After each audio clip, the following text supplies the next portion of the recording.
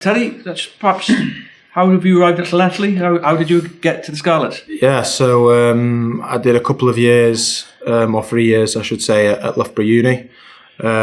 Scott Snedden was there for 2 of those years, and yeah, played well in the Bucks League, and here I arrived.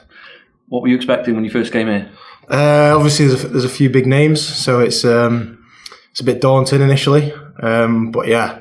The boys couldn't have made me feel any more welcome. You come in, there's not really any egos here, nothing like that. Straight in and into the mix, dropped in at the deep end almost. But yeah, really enjoying it thus far. I mean, that Bucks is a great standard. It's a great sort of feeding ground for players and things like that. What did you make? What do you make of when you played there, and how much is it seen as a sort of a stepping stone to perhaps the next level? Oh, I mean, I've played a lot of adult leagues since I've left school. National 1, National 2, Welsh Prem now.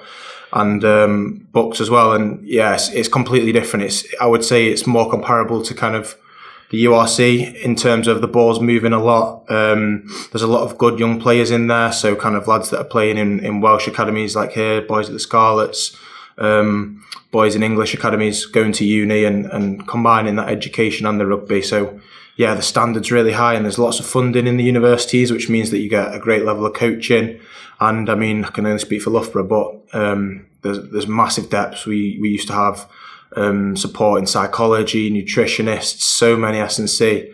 It was almost like being in a professional environment, but you're getting your education at the same time. So yeah, I can't speak highly enough of the Bucks Super Rugby programme. And you see some of the names that have gone on to play international rugby, Alex Dombrandt, I mean, Christians has played a bit at Exeter, Jenkins, just you could see that level. There's a path there for people, isn't there? Yeah, definitely. Yeah. I mean, it was kind of said to us when you looked at who had been there before us. Dan Kelly, Freddie Stewart were just a couple of years before myself, and that's kind of the boys you look over to. I mean, Tom Pearson, he was at Cardiff Met, and you see him every week now tearing up. And it's strange now when we played the Dragons in Cardiff in pre-season, you're bumping into boys that actually were playing for they were playing for Cardiff Met and Cardiff Uni. So yeah, there's boys everywhere from the Bucks League, and yeah, it really is a stepping stone and a trampoline onto bigger and better things.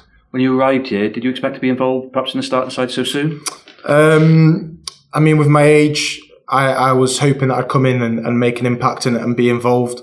Kind of the way it's fallen, and I've had a couple of appearances to start and playing against the Barbars was definitely my ambition, but whether I was expecting it to happen, I'm not quite sure. But yeah, I just kind of try and take it in my step and get on with it. That first home game here, what was that like? Oh, unbelievable. I think when we were warming up, the boys were like, oh, it'll be a special game.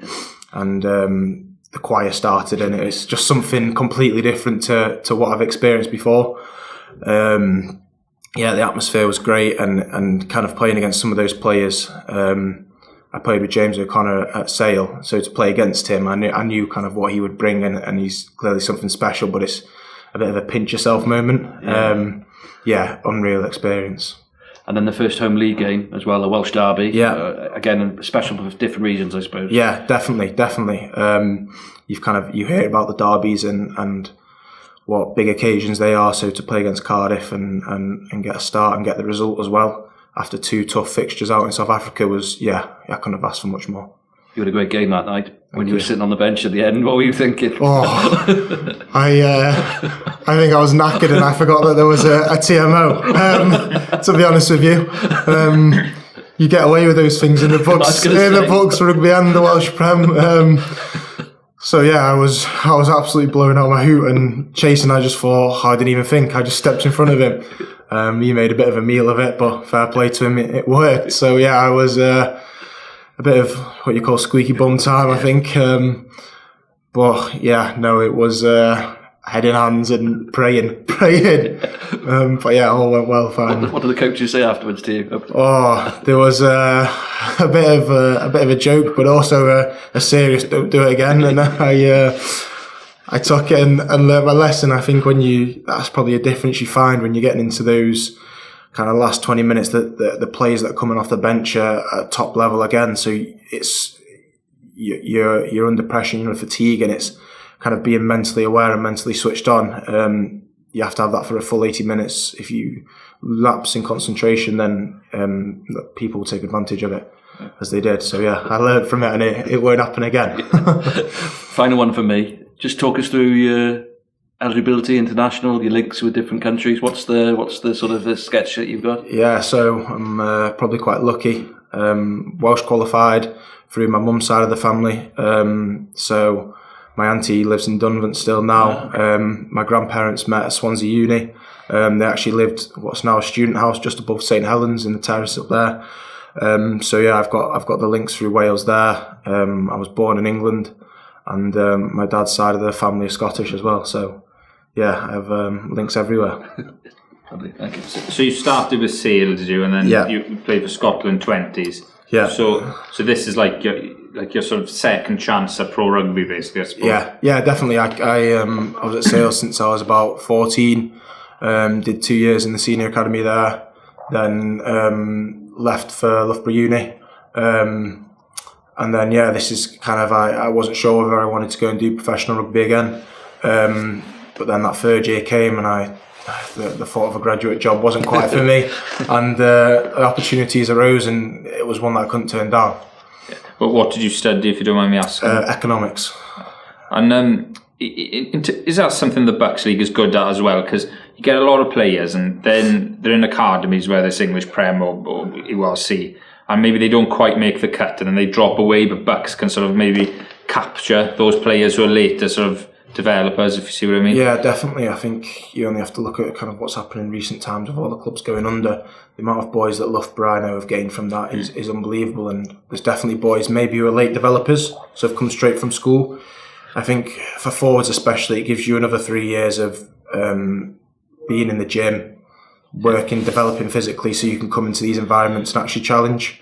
I know myself personally at 18, I probably wasn't ready as a forward to be playing men's rugby. I wasn't in the physical condition, but looking from when I was 18 to now, I've put on probably nearly 15 kilograms.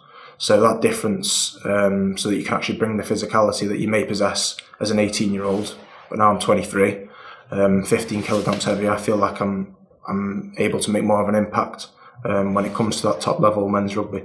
What's been the toughest thing about going from University Rugby to URC? What's been the sort of the biggest change? Probably the step up in detail is something that you don't really see from the outside, and you remember it a little bit from, or I remember it a little bit from Sale, but you've got probably 10, 15 different plays every week. On top of that, you've got 25 line-outs, and you have to remember when you're tired and you're fatigued. Knowing that detail it's almost like being at university again, but you're revising for games rather than exams. So yeah, that kind of having that clarity of thought and remembering your detail when you're fatigued and under pressure is probably the biggest difference, I would say. Yeah, I mean, if selected this weekend, it's Leinster and Dublin. I mean, that would be a huge, considering you were playing uni rugby a few months ago, and now playing. Some would say, I know they didn't win the European Cup, but most would say the best team in Europe. That would be presumably a dream come true. Yeah, 100%. I mean, it's strange to think I was probably watching Josh van der Fleer last year and thinking, bloody hell, what a player. And I might have the chance to come up against him this weekend. So yeah, it's something that I'll try and take with two hands and relish the opportunity. It doesn't come around every week, and yeah, I think a lot of the boys are kind of in a similar position. Let's go and test ourselves against some of the best players in the world.